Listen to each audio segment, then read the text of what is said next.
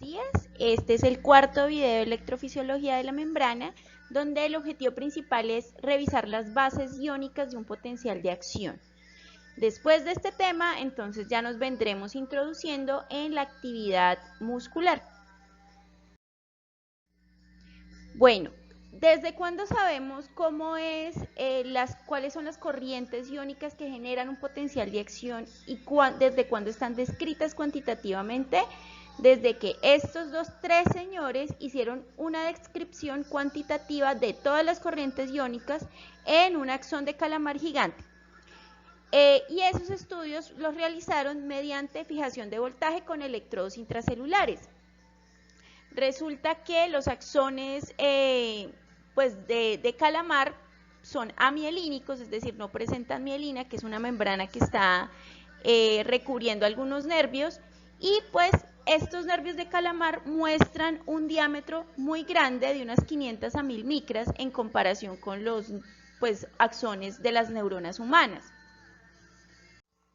Estos descubrimientos de este señor, especialmente Alan Lloyd Hodgkin, que lo recordarán por la fórmula de Goldman, Hodgkin y Katt, de cómo calcular el potencial de membrana, digamos que sus descubrimientos fueron muy importantes para entender lo que hoy vamos a explicar en este video. Así que no olvidemos el nombre de estos tres importantes personajes.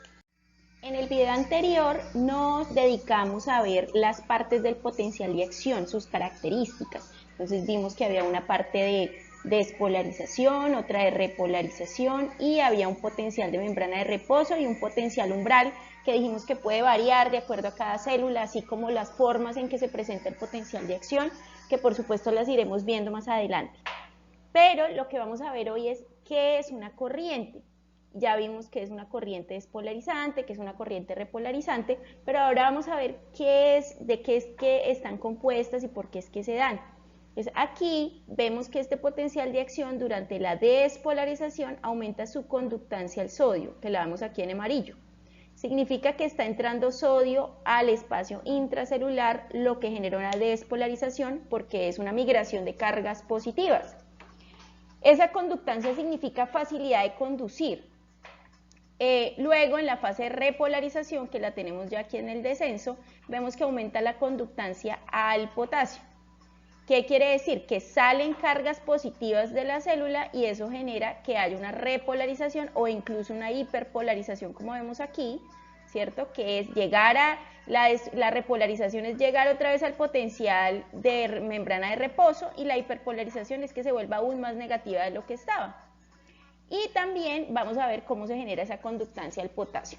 Observemos que este es un potencial de membrana que se parece mucho a un potencial, bueno, es un potencial de acción con una forma, pues que tiene como una espiga, se parece mucho a un potencial de acción de una célula muscular, o incluso puede ser de una célula neuronal. Ya vamos a ver más adelante cuando veamos músculo liso, cardíaco, etcétera, que todos los potenciales de acción son diferentes. Como les decía en el pasado, son estereotípicos. Con respecto a otros iones, porque solamente estamos hablando aquí del sodio y del potasio, pues es porque somos principiantes, así que estamos arrancando, pero luego vamos a tener que revisar muchas más corrientes. Un ejemplo de eso es el cloro. El cloro es un ion que, así como el potasio, está muy cerca de su potencial de equilibrio durante el periodo de reposo, porque tiene un potencial de equilibrio de menos 47 milivoltios, y si el potencial de reposo es, digamos, como acá, menos 60, pues está muy cerca. Si restamos esto, nos da la fuerza impulsora, que podría estar cercana más o menos a menos 13 milivoltios, que como es negativo y es un anión, pues significa que durante el periodo de reposo está saliendo de la célula, así como el potasio, ¿cierto? Eso. Digamos que eso es lo que ocurre. Pero saliendo muy poquito, porque tiene una fuerza impulsora muy pobre, quiere decir que prácticamente está en equilibrio. Entonces son fuerzas que contrarrestan para evitar la hiperpolarización celular. Eso es algo, bueno, bien interesante e iremos viéndolo a profundidad más adelante, no se preocupen. En este video nos vamos a concentrar en los más importantes, sodio y potasio, pues porque estamos arrancando. Bueno, en primer lugar, vamos a revisar el canal de sodio. Entonces, casi todas las células excitables tienen canales de sodio. Los canales de sodio hay de diversos tipos, pero el que más vamos a revisar es el INAP-R, o también lo van a encontrar así, o corriente, I significa corriente de sodio, R o rápida, ¿sí? Así lo van a encontrar, también lo van a encontrar como INAP, así, más o menos, lo pueden encontrar con B corta en la diferente bibliografía. Nosotros le vamos a llamar así, corriente de calcio, corriente de sodio rápido. Este canal, pues es un canal de una proteína integral de la membrana, consta de una gran subunidad alfa, que sería esta, y una subunidad pequeña beta, que sería esta, y bueno, beta en realidad son dos subunidades, entonces una gran subunidad alfa y dos beta. La subunidad generalmente tiene 4 dominios, miremoslos acá, 1, 2, 3, 4, y cada uno de esos consiste en 6 hélices transmembrana. Digamos que estas repeticiones en las hélices transmembrana rodean un poro central, por el cual es el que pues atraviesa el sodio. Digamos que hay varios esquemas sobre el canal de sodio que dicen que tiene una compuerta exterior y una compuerta interior. A la compuerta exterior le llaman compuerta o puerta liviana, y a la compuerta interior le llaman puerta pesada o compuerta pesada. Entonces, estos son esquemas, pero realmente es más parecido a este esquema que tenemos aquí molecular. Bueno, entonces, ¿por qué es tan importante el canal de sodio? Porque generalmente participa en la fase de despolarización, ¿cierto?, de las células excitables, las neuronas, las células musculares estriadas y algunas células cardíacas, no todas, luego vamos a discutir eso, y pues no está muy presente en las células de músculo liso, pero bueno, no se preocupen, luego vamos a irlo viendo de forma particular. Fíjense que aquí están reunidas sus dos subunidades, alfa y beta, con todos sus múltiples dominios, generando el porito donde el cual se supone que debe avanzar el sodio. Antes de pasar a lo siguiente, observemos aquí que esta es la medición del voltaje. Fíjense acá, menos 120 milivoltios. Aquí, ¿qué pasó? Se volvió más positivo, y aquí lo que pasó es que hubo un ingreso de corriente, y por eso aquí cambió el voltaje de la membrana. ¿Qué pasó? Que la corriente de sodio pues se abrió. Ahora, este canal, ¿qué tipo de canal es respecto a lo que habíamos estudiado anteriormente? ¿Es un canal iónico? Sí, vimos cuáles habían 3 tipos de canales iónicos, unos controlados por voltaje, otros por ligando, otros por segundos mensajeros. En efecto, este es un canal iónico controlado por voltaje, es decir que estas compuertas, tanto la liviana como la pesada, se van a abrir o cerrar de acuerdo al voltaje que haya dentro de la célula con respecto al exterior, ¿correcto? Es decir que esas están cerradas o abiertas dependiendo si el voltaje interior es más positivo o más negativo. Así que funcionan solo en base a cambios de voltaje, ¿cierto? Ahí ya no tienen nada que ver los ligandos ni nada de eso. Ahí iremos contando cuando aparezcan esos otros receptores. Muy bien, entonces, ¿cómo sería la cosa acá?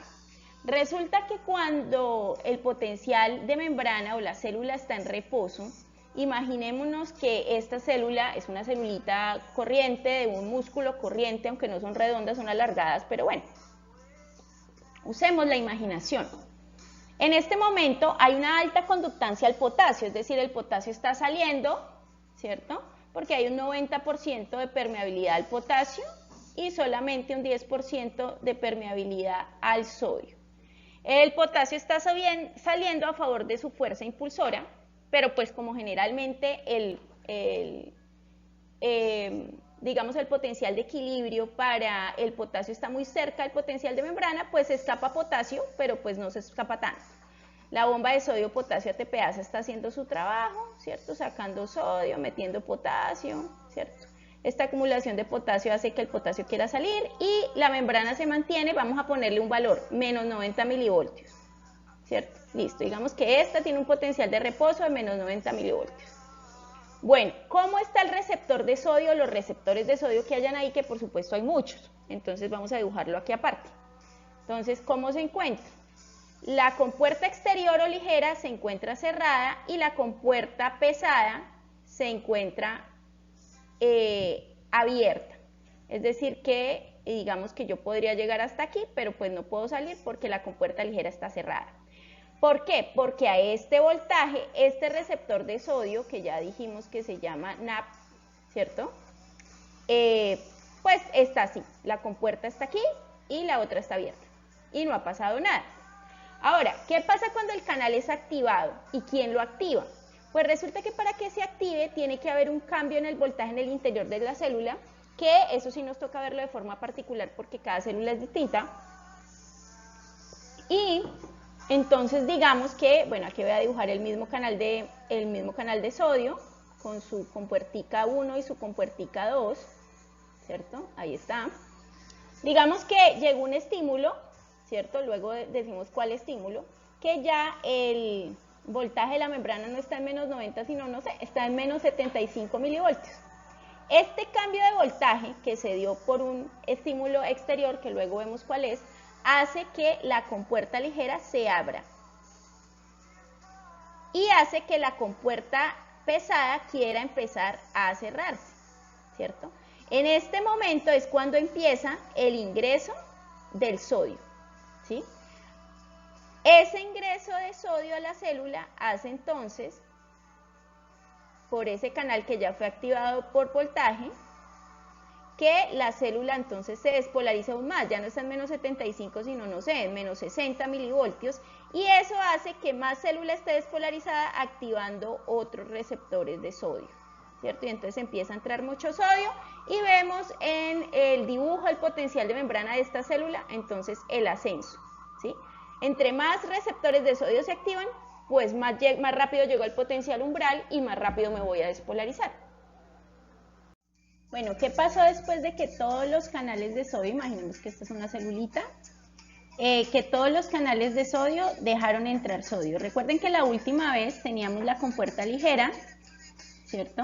O la cadena ligera abierta y la otra estaba intentando cerrarse, ¿cierto? Y en eso pues el sodio se colaba y dijimos que había un momento de entrada de sodio que genera la parte de la despolarización en un potencial de acción.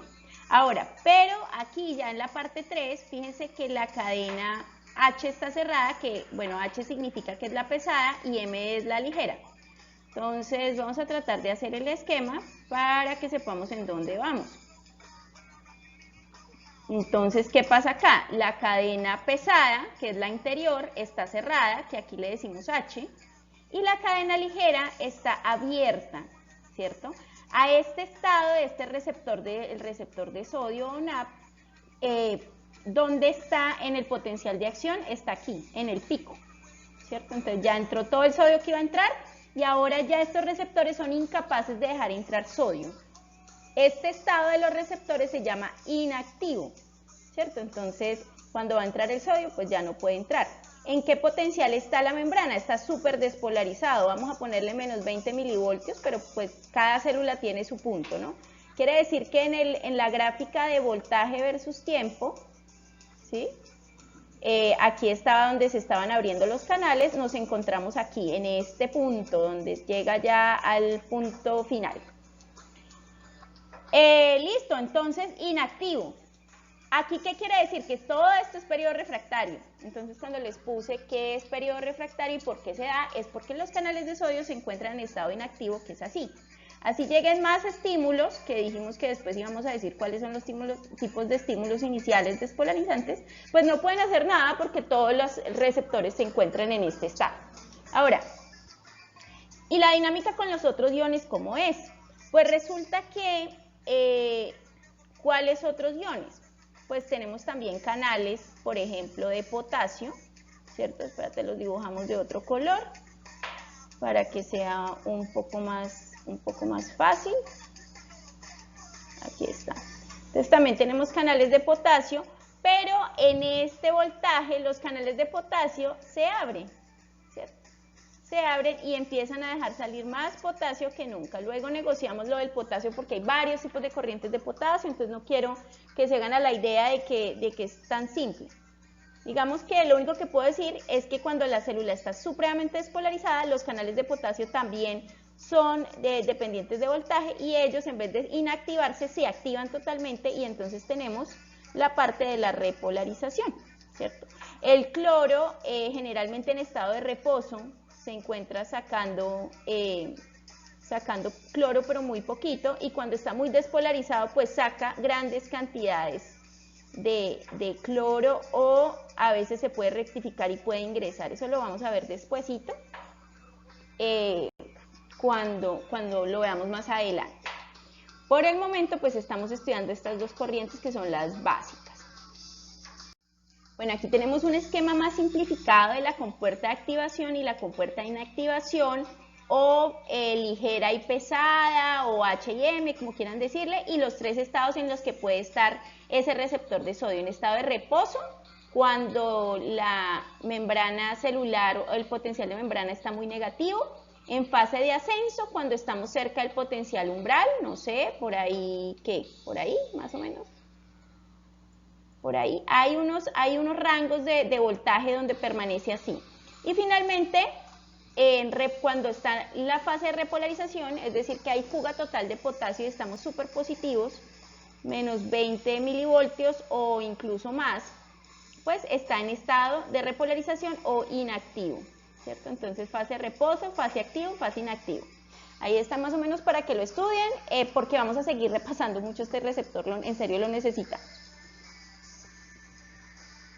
Bueno, ya hemos hablado de cuáles son las bases iónicas generales de un potencial de acción. Como les he dicho, es un proceso mucho más complejo que iremos desenmarañando después, pero con cada célula de forma específica. Ahora tenemos que hablar de cómo se conducen y se propagan esos potenciales de acción. ¿A qué me refiero con conducirse y propagarse? Pues ya vimos cómo se da en una célula, pero ahora tenemos que entender cómo esa célula pasa a la siguiente, y luego a la siguiente, y luego a la siguiente para poder comunicar un mensaje.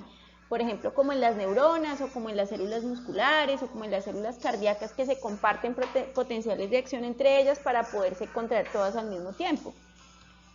Aquí tenemos en esta imagen dos ejemplos de dos corrientes estimuladoras diferentes. Aquí hay una corriente con un estímulo hiperpolarizante y aquí hay una corriente con un estímulo despolarizante. Observemos que este es un pedazo de un axón, ¿cierto? Que tiene diferentes electrodos estimulantes en diferentes puntos. Y acá hay dos comportamientos diferentes de dos propagaciones distintas. Entonces, en el estímulo hiperpolarizante, es decir, que vuelve a la célula más negativa, observen que hay una especie de desgaste, ¿cierto? De desgaste porque son corrientes subumbrales, es decir, que llevan a la célula por debajo de su umbral hasta que esas digamos, cargas se desgastan hasta que ya no tenemos, pues, impulso. Generalmente tanto las células nerviosas como las células musculares estriadas y cardíacas no funcionan así, funcionan de esta manera, es decir, con estímulos despolarizantes. Entonces observemos que el potencial de acción, ¿sí?, es igual, solamente cambia la distancia entre el estímulo y la generación del potencial de acción. Eso sí, se va como alargando. ¿Qué pasó aquí? Pues que hay una parte que se llama propagación del potencial de acción, donde hay una conducción que se llama electrotónica. ¿Qué significa eso? Que, digamos, este estímulo estimula un pedacito de los receptores de sodio que hay aquí, permite el ingreso de sodio, esta parte se despolariza. Y esa parte que se despolarizó afecta a los siguientes receptores de aquí que también se despolarizan, luego se despolariza la siguiente, luego la siguiente, luego la siguiente, luego la siguiente. Y eso, digamos, favorece a que el potencial de acción que se da en los diferentes puntos sea exactamente el mismo. Es muy diferente cuando las respuestas son graduadas, ¿cierto? Las respuestas graduadas es cuando el potencial umbral llega de forma muy lenta. no rápido, sino de forma lenta, y eso se ve sobre todo en las células musculares lisas, después las vamos a ver. Pero bueno, concentrémonos en este que es el más fácil de entender. La propagación de la corriente eléctrica en una neurona o a través de varias células se comporta parecido a la propagación de la corriente eléctrica por un cable eléctrico normal. Obedece más o menos a las mismas reglas, ¿sí? Quiere decir que la propagación, es decir, que se conduzca un potencial de acción, se activa por una señal inicial y en axones o fibras musculares sanas el potencial de acción se propaga a una velocidad más o menos constante de 130 metros por segundo, ¿sí? Puede cambiar la amplitud, puede cambiar la forma, porque depende de la célula, pero digamos que la acción no se propaga y no disminuye con la distancia como lo haría en una respuesta pues subumbral, es decir, que no llegue al umbral. Y la activación de los canales de voltaje dependientes en cada región, lo que les acabé de decir, de la membrana, pues genera progresivamente una respuesta parecida a la original. Digamos que esta fuera la respuesta original, las otras se parecen mucho porque tenemos esa conducción que se llama conducción electrotónica. Miremos la conducción electrotónica de manera un poquito más amplia, como para que me entiendan lo que les estoy diciendo. Entonces, si yo mido el potencial de acción aquí y lo mido aquí y lo mido por aquí, pues generalmente va a tener la misma forma y la misma intensidad, es lo que estamos diciendo. ¿Pero por qué se da eso? Porque hay un proceso que se llama conducción electrotónica que tenemos aquí. ¿Cómo funciona eso? Aquí hay un ejemplo con una neurona. Entonces digamos que llega un estímulo que puede ser un neurotransmisor y llega a un receptor iónico pero activado por ligando, por ejemplo. Ese receptor activado por ligando, digamos que tiene el ligando llega, que es un neurotransmisor, se pega acá y esto deja entrar un poquito de sodio. Ese poquito de sodio despolariza un pedacito de la membrana celular que digamos que estaba en menos 60 porque es una neurona y ahora está en menos 40. Esos menos 40 estimulan los receptores de sodio que están en este pedacito o en este, bueno, más adyacentes y los abren porque recuerden que son canales de sodio dependientes de voltaje. O sea que al cambiar el voltaje, al ingresar este sodio, pues se activan estos y eso ingresan más sodio, despolarizando este pedacito. Y ese pedacito estimula el siguiente pedacito para que se activen más receptores de sodio, ¿cierto? Y se despolarice y luego la siguiente, y luego la siguiente, y luego la siguiente. Entonces, cada región se activa de forma asincrónica, es decir, no es que llegue un impulso y de una vez se active todo, no. Se activa un pedacito, luego se va activando el siguiente y siguiente. Hasta que llega al axón, donde la despolarización, aquí hay almacenado, digamos, neurotransmisor, y esa despolarización, ese aumento de sodio, por ejemplo, hace, después de un proceso que después vamos a ver, hace que se libere el neurotransmisor de aquí y llega a otra neurona y se vuelve y se repite el proceso. A eso es que llamamos conducción eléctrica de un impulso, ¿sí? Y todo es por la activación regional de los canales de sodio, ¿sí? Ahora, ¿qué pasa con la repolarización? Pues cuando este pedacito se despolariza, ¿cierto? Despolariza el siguiente, pero este de aquí ya empieza, como vemos acá, ya empieza a repolarizarse. Entonces fíjense que se despolarizó este pedazo despolarizó el siguiente, y este que ya sufrió su proceso de despolarización, pues llegó al punto donde los canales de sodio se inactivaron y empezó a salir potasio y ya se repolarizó. Es decir, que tenemos una zona de despolarización y la repolarización va aquí atrás siguiéndolo. Cuando el impulso llega a la punta final, ya todo el axón debe estar repolarizado y la única parte despolarizada es esta hasta que se libera el neurotransmisor y así sucesivamente. A esa activación regional o transmisión de esa corriente de forma local se le conoce como conducción electrotónica y pues generalmente es decreciente. Esta conducción no necesita un nuevo potencial de acción, solamente se generó uno que se fue transmitiendo, ¿sí? A través de una respuesta local. Bueno, ¿cómo podemos saber todas estas cosas acerca de cómo funciona y cómo se calcula y cuál es la velocidad de transmisión eléctrica nerviosa? Bueno, eso es gracias a Simon Ohm. Él es un físico y matemático alemán que aportó la teoría de la electricidad y aportó la ley de Ohm, que debieron haber ustedes visto en biofísica, donde él dice que una corriente eléctrica es igual a una diferencia de voltaje sobre una resistencia. Ahora, nuestras neuronas funcionan exactamente así, así como las otras células que transportan impulsos eléctricos. Es decir, que la transmisión de corrientes locales desde regiones activas, que fue lo que acabamos de explicar, obedece a esta ley, ¿sí? ¿Qué otras cosas se pueden calcular? Bueno, pues las corrientes generalmente se calculan, si lo que nos interesa es calcular el potencial, pues la calculamos en milivoltios. Si queremos calcular la corriente neta, pues entonces será en amperios por centímetro cuadrado de área de la membrana, como lo dijimos inicialmente en el primer video. Y si lo que queremos calcular es la resistencia a la membrana, pues eso será en ohmios por centímetro cuadrado.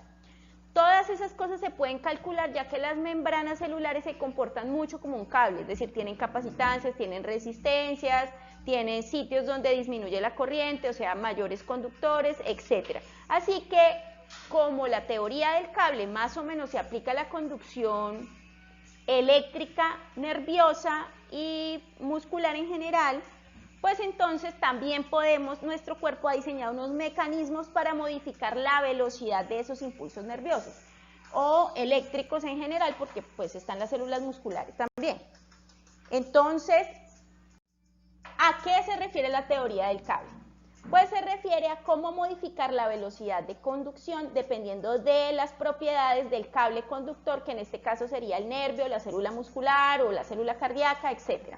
¿Sí? Entonces, todo cable conductor tiene dos propiedades que afectan la velocidad de conducción. ¿Qué queremos con esto? Pues queremos que el impulso llegue muy rápido, porque digamos, si usted se está quemando la mano en la estufa, pues la idea es que el impulso eléctrico que va de su mano informando el calor hacia su médula espinal, pues genere el circuito de reflejo muy rápido para que usted no se queme la mano. Entonces, esta velocidad de conducción, pues es muy importante. ¿De qué depende? Depende de dos cosas, de la constante del tiempo y de la constante de longitud. Es decir, que podemos modificar cualquiera de estas dos cosas y así modificaríamos la velocidad. Miremos la primera, la constante de tiempo. La constante de tiempo básicamente es el tiempo que transcurre después de la inyección de la corriente inicial para que cambie el potencial en el 63% de su valor final. ¿Qué quiere decir eso? Realmente indica lo rápido que se despolariza una membrana celular como respuesta a una corriente de entrada, o lo rápido que, digamos, que se hiperpolariza en respuesta a una corriente de salida, también puede ser. Las constantes de tiempo, digamos, se alteran mediante básicamente dos factores: la resistencia a la membrana, que la tenemos acá, y la capacitancia de la membrana, ¿sí? La resistencia a la membrana, ¿qué es? Es que como las membranas tienen fosfolípidos, pues una vez entran los iones, para entrar los iones es difícil. ¿Por qué? Porque deben entrar por poros o canales específicos para esos iones. Entre menos canales haya, pues la resistencia a la membrana es mayor, ¿sí? O sea, aumenta la resistencia, lo que disminuiría la corriente según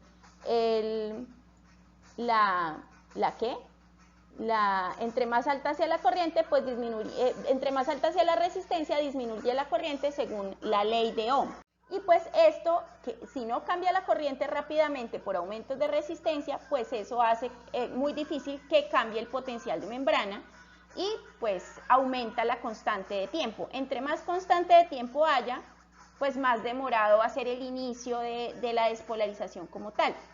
Con respecto a la capacitancia de la membrana, digamos que como la membrana se encuentra aislando el espacio intracelular del extracelular, ¿cierto? Digamos que esta es una célula y aquí está el interior y aquí está el exterior, las cargas tienden a acumularse alrededor, ¿cierto? Aquí negativas y por aquí positivas, tienden a acumularse alrededor de la membrana.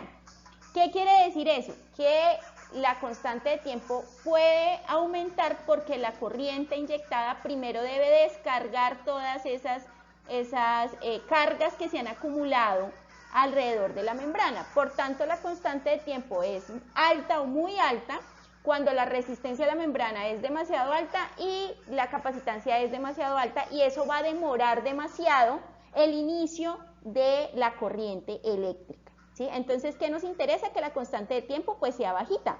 que haya una baja resistencia y que la capacitancia no sea tan alta para que todo suceda más rápido. La segunda variable que determina la velocidad del potencial de acción o de la corriente eléctrica es la constante de longitud. La constante de longitud es la distancia desde el sitio de inyección de la corriente inicial o donde se origina el potencial hasta donde haya caído 63% de su valor original. Nuevamente depende de varias variables, digamos. La constante de longitud depende de dos variables. La resistencia a la membrana, que ya vimos que es, ¿cierto? Es la facilidad que tiene una membrana de dejar pasar iones, ya sea hacia adentro o hacia afuera. Y la resistencia interna. Esta sí es nueva. La resistencia interna es la facilidad que tienen los iones por correr dentro de las células en sí y de una hacia la otra. Entonces, digamos, este es un axón, entonces la facilidad que tienen los iones de correr a través del axón, ¿cierto? Entonces, esta resistencia interna evita que los iones corran con facilidad, ¿sí? Entre más alta sea la resistencia interna, pues los iones se les dificulta moverse dentro del axón. Entre más baja sea, pues es más fácil. Digamos que la resistencia interna está inversamente relacionada con la facilidad del flujo de corriente en el citoplasma, como lo acabamos de decir. Digamos que eso afecta mucho la constante de longitud. La constante de longitud es máxima, o ¿qué quiere decir? Que cuando es máxima la constante de longitud, significa que el impulso eléctrico puede viajar más lejos. O sea, que ¿qué nos conviene? Que la constante de longitud sea muy larga, ¿sí? Muy alta. Porque digamos que tengo que mandar un impulso eléctrico desde la punta del pie hasta mi cerebro, ¿sí? En la parte central. Pues lo que me interesa es que llegue lo más lejos posible. Así que para esto se puede, para lograr una constante de longitud más larga, la idea es disminuir la resistencia interna para que los iones pasen a través del axón de una forma muy fácil, pero aumentar la resistencia a la membrana. Y ustedes dirán, ¿por qué? Resulta que cuando los iones han entrado, ¿cierto? Y la resistencia a la membrana es baja, pues sí, entraron de forma fácil, pero se escapan de manera muy fácil. Y si se escapan de manera fácil, significa que el potencial de acción no puede llegar muy lejos, porque hay que mantener los iones dentro del axón o dentro de las células que están propagándose el potencial de acción. Si se escapan los iones, pues ya no tenemos potencial de acción, ¿sí? Entonces, ¿qué nos conviene para que llegue más lejos o la constante de longitud sea más larga? Que la resistencia a la membrana sea alta, es decir, una vez que entre los iones les cueste mucho trabajo volver a salir, y que la resistencia interna sea baja, es decir, una vez que estén adentro sea fácil su tránsito a través de una célula y la siguiente, ¿sí? Eso es. La corriente viaja mucho más lejos si la constante de longitud pues es muy larga. Como ya conocimos cuáles son los determinantes de la velocidad de la conducción eléctrica, entonces que son las propiedades del cable, es decir, la constante de tiempo y la constante de longitud, pues nuestro cuerpo se ha dado la tarea de generar mecanismos para tratar de aumentar la velocidad de acuerdo a esos determinantes. Entonces, ¿cómo se modificó la velocidad y para qué? Lo primero es que puedo modificar el grosor del cable o del nervio. Entre más grueso sea, ¿cierto?, menor resistencia interna tiene, lo que genera mayor constante de longitud, es decir, que llega mucho más lejos y con menos resistencia, ¿cierto? Otra forma es aumentar la resistencia a la membrana para que, bueno, una vez los iones hayan ingresado, les cueste mucho trabajo escaparse, y eso es generando un aislante como la mielina para aumentar la resistencia a la membrana. Observemos la primera, que es aumentar el grosor del nervio del cable. Desafortunadamente es una opción poco estética y evolutivamente no muy viable, que es aumentar el tamaño de los nervios. Pero si fuera el único mecanismo que tuviera nuestro cuerpo para aumentar la velocidad de los impulsos eléctricos, tendríamos unos nervios pues que sobresaldrían de nuestro cuerpo, aunque efectivamente aumentarían la velocidad, porque aumenta la constante de longitud, ya que la resistencia interna, la que yo les decía, la interior, entre más grueso sea, es más baja, ya que es el invertido del área transversal. Entonces, entre más alta sea el área transversal del nervio, que es igual a 2 por pi por radio al cuadrado, es menor la resistencia interna, así que la constante de longitud es más larga y puede llegar más lejos. pero digamos que es un poco inviable. La segunda forma de modificar la velocidad de conducción es disminuyendo la constante de tiempo. Básicamente se hace poniendo un aislante en la superficie de los nervios, aunque no todos, para aumentar la resistencia a la membrana. Aquí observamos un axón mielinizado que tiene mielina. Esta mielina genera que los iones no se puedan ni salir, aunque tampoco pueden entrar, y quedan atrapados aquí dentro, ¿sí? Está interrumpido por unos espacios donde no hay mielina que se llaman nódulos de Rambier. En esos nódulos de Rambier pues hay un reingreso de iones, es decir, por ejemplo sodio, que despolarizan esta parte, conducen el potencial de acción y cuando se están agotando ingresa más sodio y así sucesivamente. A esto se le llama potencial de acción saltatorio. ¿Saltatorio por qué? Porque los iones están entrando como si estuvieran saltando, ¿cierto? Solamente a través de los espacios donde no hay mielina. Pero esta mielina asegura que esos iones no se vayan a escapar, aumentando la resistencia a la membrana y disminuyendo la constante de tiempo, es decir, que se generan los axones a mucha mayor velocidad. Bueno, muchas gracias por escucharme. Estas han sido las bases iónicas. Desafortunadamente tenemos mucho más por aprender de esto y vamos a ir complicando un poquito más y viendo a fondo digamos, la relación excitación-contracción con el músculo estriado, liso, etc. Y por supuesto van a profundizar mucho más en la parte de conducción eléctrica nerviosa en su materia de neurociencias. Muchísimas gracias y pues nos vemos mañana.